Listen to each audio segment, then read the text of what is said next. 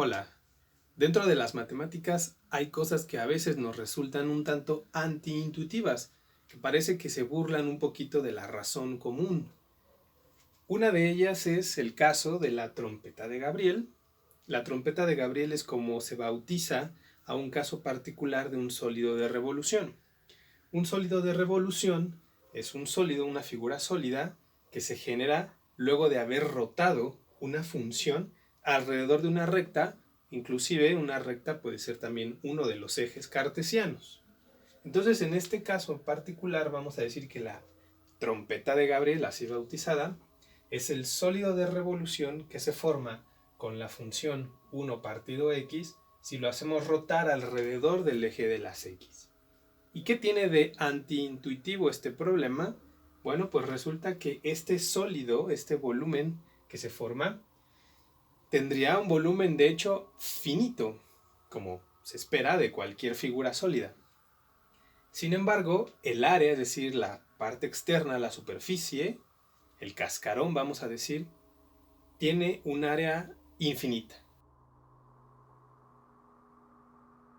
¿Cómo es posible entonces que tenga yo un objeto? Claro, este es un objeto abstracto, pero finalmente podemos calcular sus propiedades. ¿Cómo es posible que tenga entonces un área infinita, pero un volumen finito? Vamos a calcular ese volumen y entonces de paso vamos a hablar sobre uno de los métodos para calcular volúmenes de sólidos de revolución. Como esta curva va a rotar alrededor del eje de las X, entonces vamos a utilizar el método de los discos. Para eso voy a utilizar un disco que le llamamos un disco típico. Es decir, voy a tomar uno de todos los discos posibles y voy a calcular su volumen. Por supuesto, ya sabemos que la noción detrás del cálculo integral es una suma infinita, ¿verdad? Entonces yo puedo tomar cualquier disco, el arbitrario, el que yo quiera, y ver cómo tendría que calcular el volumen de ese disco y luego sumar todos los discos, todas las rebanaditas infinitas, ¿verdad? La suma total pues me daría entonces el volumen, ¿verdad? El volumen total. Entonces para eso voy a tomar el disco, lo voy a hacer digamos que un zoom, lo voy a extraer. Y entonces tendremos un disco con un volumen infinitamente pequeño, como si fuera una monedita, ¿verdad? Como una monedita. Algo así más o menos. Bueno, este es el disco típico que estoy marcando aquí. Fíjense que este ancho, que es este ancho de aquí, que si lo volteamos, si lo acostamos, sería pues la altura de ese disco, no es otra cosa más que un valor de x, es un ancho en x, entonces le vamos a llamar de x, es un valor de x diferencial, infinitamente pequeño. Sabemos que para calcular el volumen de este disco, pues entonces tendremos que calcular el área de todo este círculo y multiplicarlo por el ancho, o si lo acostamos, insisto, por la altura, ¿verdad? Entonces ya sabemos que ese ancho o esa altura, dependiendo cómo veas el disco, pues es diferencial de x, es un valor de x. El área, como es circular, pues entonces va a ser, por supuesto, pi por radio al cuadrado. Entonces el volumen, o mejor dicho, el diferencial de volumen, porque estamos tomando únicamente uno de esos discos, va a ser entonces pi por radio al cuadrado, que nos da el área, multiplicado por el ancho o por la altura, que es el diferencial de x. Sin embargo, no sé qué es el radio. Tengo que definir el radio en términos de lo que sé de mi problema.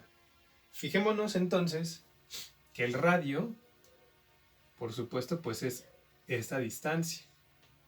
O sea que como por aquí, por el centro, está pasando el eje X, como lo vemos aquí, entonces el radio es esta distancia que está aquí, esta longitud. Por supuesto, para cada disco va a ser diferente esa longitud.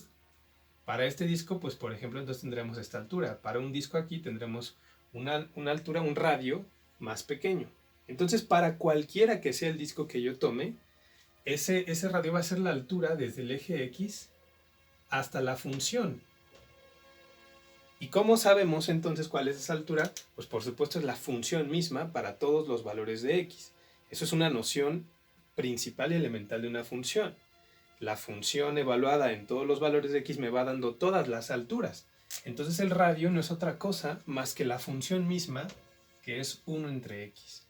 Por lo tanto, el diferencial de volumen quedaría como pi por 1 entre x elevado al cuadrado, diferencial de x, y eso me daría entonces el volumen del disco típico. Pero como yo quiero sumar todos esos, pues vamos a integrar, ¿verdad?, a ambos lados, y entonces derivada con integral se cancelarían, y obtendría yo entonces el volumen, que el volumen sería la integral de pi por 1 entre x elevado al cuadrado diferencial de x. Ahora, mis límites de integración, ¿cuáles son? Fíjense que vamos a hacer rotar ese disco y el tramo que voy a necesitar es desde el 1, la recta igual a 1, hasta infinito. Entonces mis límites de integración son desde 1 al infinito. Y fíjense que además aquí de paso estoy proponiendo entonces una integral que se le conoce como integral impropia. Porque ¿cómo puede ser que uno de los límites de integración sea el infinito? Eso no es un número, no lo puedo evaluar en la función una vez integrada. Entonces tengo que resolverlo mediante un límite. Cuando uno de los límites de integración es el infinito, ya lo hablamos hace mucho tiempo en transformada de Laplace, tengo que proponer un límite.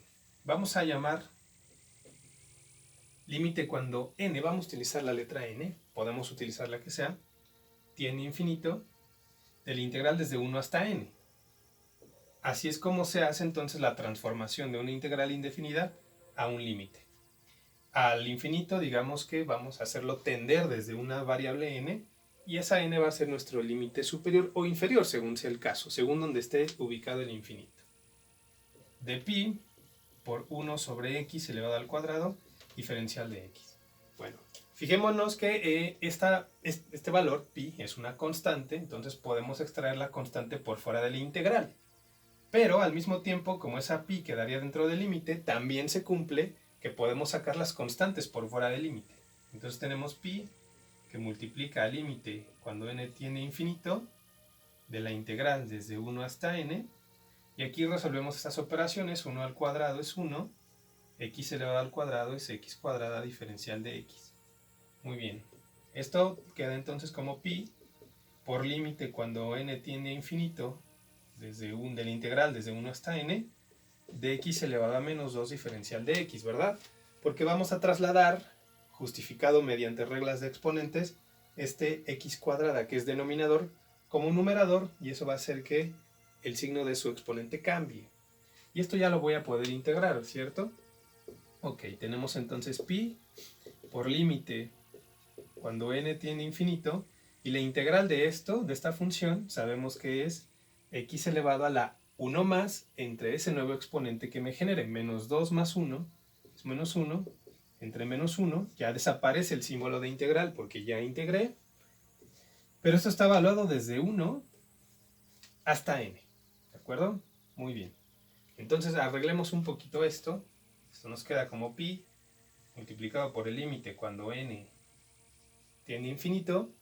Si arreglamos un poquito esta expresión, pues este menos 1 genera que toda la fracción se vuelva negativa, y así como aquí subimos el x cuadrada, el x menos 1 lo podemos trasladar hacia abajo para eliminar su exponente negativo. Entonces me quedaría menos 1 entre x a la 1, que sería entonces equivalente a x a la menos 1. Muy bien, y esto evaluado desde 1 hasta n. Entonces primero tengo que evaluar la función y luego resolver el límite. Sabemos que tenemos que evaluar primero en el límite superior y restarle la evaluación en el límite inferior. Entonces vamos a obtener pi que multiplica el límite cuando n tiene infinito de menos 1 entre, en vez de x ponemos n, menos, vamos a restarle la evaluación de la función evaluada en el 1, menos 1 entre 1. Muy bien. Bueno, 1 entre 1 es 1, ¿verdad? Y menos con menos se vuelve más, entonces aquí realmente tenemos menos 1 entre n más 1, de esta forma. Más 1. Ok, entonces ahora sí resolvemos el límite, sustituimos n por infinito y tenemos entonces pi que multiplica a menos 1 entre infinito más 1. Y cuando estamos hablando de límites al infinito, cuando tenemos una constante entre infinito, eso es igual a 0. Esto se va a volver 0. Por lo tanto queda pi multiplicado por 0 más 1, que es 1, y esto nos da pi. Y bueno, como estamos hablando de que es un volumen, tenemos entonces pi unidades cuadradas. Y con eso entonces, perdón, cúbicas. Con eso entonces estamos probando que el volumen de este sólido sería pi unidades cúbicas. Lo cual además de todo es muy interesante. Entonces ahí está. Ahora vamos a probar que el área es infinita. Ya podemos entonces aquí apuntar que el volumen resultó ser pi unidades cúbicas. Vamos a probar qué onda con el área. Bueno, pues fíjense cómo encontraríamos la expresión algebraica para poder calcular el área. Fíjense que el área entonces va a ser como una cintita, porque si yo vuelvo a tomar mi disco típico, pues ahora mi disco típico ya no me interesa su volumen, me va a interesar nada más esta área que está aquí. Porque lo que requiero es todo el cascarón. No voy a considerar lo interno, nada más la orillita. Entonces nada más voy a querer esta tira de aquí. Y esa tira pues está cerrada, ¿verdad? Es como una tira pegada en su extremo para que se forme una circunferencia ahí.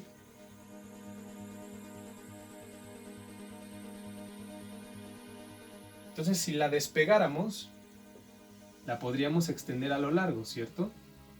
Si tengo una tira pegada por un extremo y la corto, pues entonces la estiro y a continuación tengo pues una tira rectangular, ¿cierto? Bueno, habíamos dicho que este ancho es diferencial de x, que sigue siendo este ancho de aquí. Y ahora esta longitud, ¿quién es? ¿Quién es esta longitud? Pues si lo pensamos por un momento, esta longitud no es otra cosa más que la circunferencia. Vuelvan a hacer mentalmente eso de la tira, una tira circular, luego despéguenla. Pues la longitud de esa tira no es otra cosa también más que la circunferencia.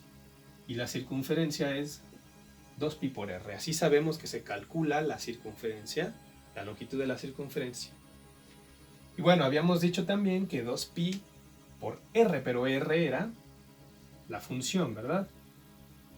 Que es 1 entre x. Bueno, entonces el diferencial de área va a ser en este caso 2pi por 1 entre x, que lo podemos reescribir de esta manera, 2pi entre x por diferencial de x, ¿verdad? Porque como es un área, es base multiplicado por la altura. Entonces, base multiplicado por la altura. Eso me va a dar el área de uno solo de las tiras. Yo requiero el área de todo. Entonces integramos ambos lados para hacer la suma total. Integral con diferencial, pues entonces se cancelan y entonces tengo que el área total va a ser la integral que tenemos aquí. Ok. Evaluada también desde 1 hasta infinito. Son los mismos límites de integración. Entonces vuelve a aparecer la noción de límite porque tengo otra vez como límite superior un infinito. Vamos a utilizar t, cuando t tiene infinito. El integral desde 1 hasta t de 2pi entre x, diferencial de x. Por la misma razón que hace rato extrajimos pi, 2pi también puede salir de la integral y por lo tanto del límite. Entonces tenemos 2pi que multiplica límite cuando t tiene infinito de, tendremos aquí la integral de 1 entre x. Ya desapareciendo 2pi queda 1 entre x y eso sabemos que es el logaritmo natural de x. Y esto está evaluado de 1 a t. ¿De acuerdo? Insisto, la integral de 1 entre x es logaritmo natural de x. Muy bien, entonces tenemos que evaluar, por supuesto, siempre el límite superior primero. Entonces 2pi por el límite cuando t tiene infinito de logaritmo natural de t, en vez de x coloco la t, y restamos ahora sustituyendo con x igual a 1. Logaritmo natural de 1. Bueno, fíjense que el logaritmo natural de 1 es 0 por definición, porque nos estamos preguntando a qué exponente tengo que elevar e, que es la base del logaritmo natural, para que me dé 1. Y eso es 0. E elevado a la 0 es 1. Entonces, logaritmo natural de 1 es 0. Entonces, nada más tengo que evaluar esa función de ahí. Y ya sabemos también entonces que el logaritmo natural de t cuando t tiene infinito, esto no es otra cosa más que infinito. Este límite nos da infinito. Y el infinito multiplicado por cualquier constante sigue siendo infinito. Entonces hemos probado que tenemos un cuerpo, un sólido, un objeto, cuyo volumen es finito, pero que su área es infinita. No voy a poner aquí unidades cuadradas porque eso sería una falacia. Estaría diciendo que el infinito es un número. Sencillamente es un área infinita con un volumen finito. Bueno, hasta aquí el video de esta ocasión. Muchísimas gracias y subimos mucho material. Hasta la próxima.